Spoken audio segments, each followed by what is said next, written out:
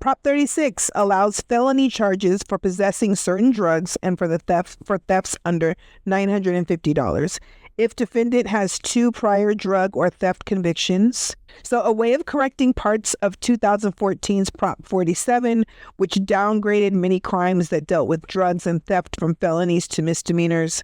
If someone is caught stealing items of value less than $950, they could be charged with a felony if they had 2 prior theft convictions.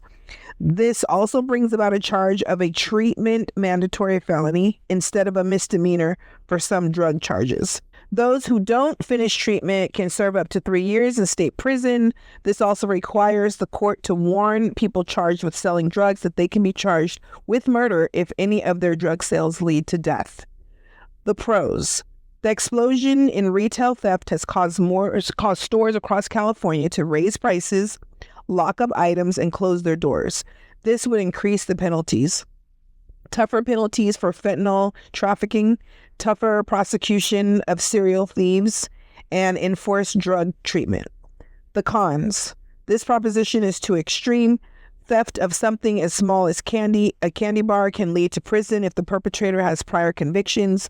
This will drive up prison costs and overburden an already strained prison system. This will strip millions away from dedicated funding that is spent on rehabilitation, and services for crime victims, and it will expand the state prison budget instead. This will take money from public safety, victims, and treatment programs that stop repeat offending.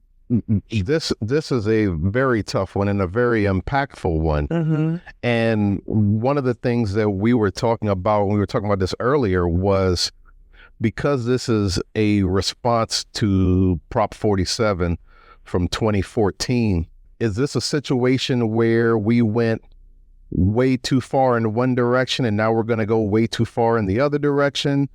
And so we have to ask ourselves the question, is there a way to do this in a moderate way, or do we really need to, how far down the road are we going to this? And 10 years from now, are we going to say, whoa, we went too far? That's probably going to happen back and forth. Yeah. For a lot of things that we vote on. Yes. But I know right now, like, people are fed up with all the crime and having to, ring a buzzer to get soap, So I don't know what the answer is, but I know people are fed up with the crime that's happening. And I didn't realize it's been 10 years since Prop 47 and that. So it's been over a 10-year course that we've been getting to the point that we're at right now. Yeah. And, maybe as these laws and ballot measures are passed, what needs to happen is just adjustments here and there, because maybe Prop 47 was a great idea and it just needed some adjustments. Mm-hmm. And maybe if some of those adjustments were made, we wouldn't be in this circumstance right now. But is this one of these things where we're going to go all the way back to what we didn't want in 2014? So that's just some of the things to think about. Right. Because